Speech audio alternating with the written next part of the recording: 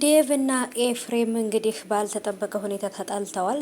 ዴቭም እንዴት የወንድምህ ቤት ውስጥ ሚስቱ ጋር ሄደህ ይህን ነገር ታደርጋለህ? ምን ለማድረግ ፈልገህ ነው? በማለት እንግዲህ ሌላ ትልቅ ችግር ውስጥ ተፈጥሯል። ትልቅ ችግር ውስጥ ገብተዋል። ያልተጠበቀ ነገር ነው የተፈጠረው። ዴቭም የተናገረው ትክክል ነው። ኤፍሬምም ያደረገው ነገር ደግሞ ተመችቶናል። አሰላሙ አለይኩም ወራህመቱላሂ ወበረካቱ። ሰላም ውድ የተከበራችሁ የቻናሌ ተከታታዮች የኔ ወዶች የኔ ወርቆች እንዴት ናችሁልኝ? ከኔ ጋር ሁሉ ሰላም ነው።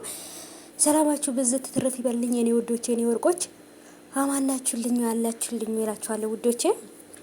እንግዲህ እንዳያችሁት የተፈጠረው ነገር እንግዲህ አወዛጋቢና ነገሮችን መወሰን የማትችሉበት እንትን ላይ ደርሰዋል ማለት ነው። እንዲሁም መወሰን የማንችልበት ደረጃ ደርሰናል።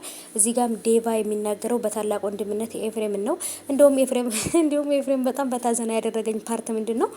አንተ እኔን አልነበረ መቆጣት የነበረብህ፣ እንዴት ወንድሜን ከወንድሙ ቤት ታስወጪዋለሽ ብለህ እሷን ሄርሜላን ነበር መቆጣት የነበረብህ እንጂ እኔ ምንም ነገር አላጠፋውም አላለም። ኧረ እባክህ የዛ ጋር ሂደህ የሰው ፍቅረኛ እያማልክ እንደው ኤፋዬ አይከብድም?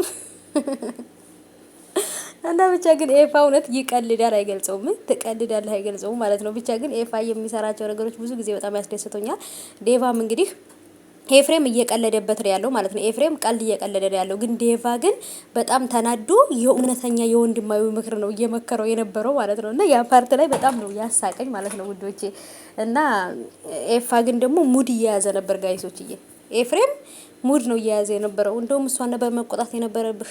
እኔ በተፈጠረው ነገር በጣም ደስተኛ ነኝ ምናምን አላል መሰላችሁ? እና ብቻ ግን ዴቭ ደግሞ አሳዘነኝ። ዴቭ በቃ በጣም ተናዶ ባደረገው ነገር አፍሮ ነው ሊቆጣው የመጣው ማለት ነው። ኤፍሬም ደግሞ ሙድ እየያዘ እየቀለደበት ነበርና ብቻ ግን ዴቫ ለምትሰጠን ምክር ለሁሉም ነገር እናመሰግናለን። ዴቭ በነገራችን ላይ ለወንድሞች ብቻ አይደለም ለሁላችንም ነው በቃ ምክር የሚሰጠን መሆንና አለመሆን የሌለበትን ነገር በደንብ አድርጎ ነው የሚያብራራልን ማለት ነው ጋይሶችዬ። እና ዴቫ እናመሰግናለን።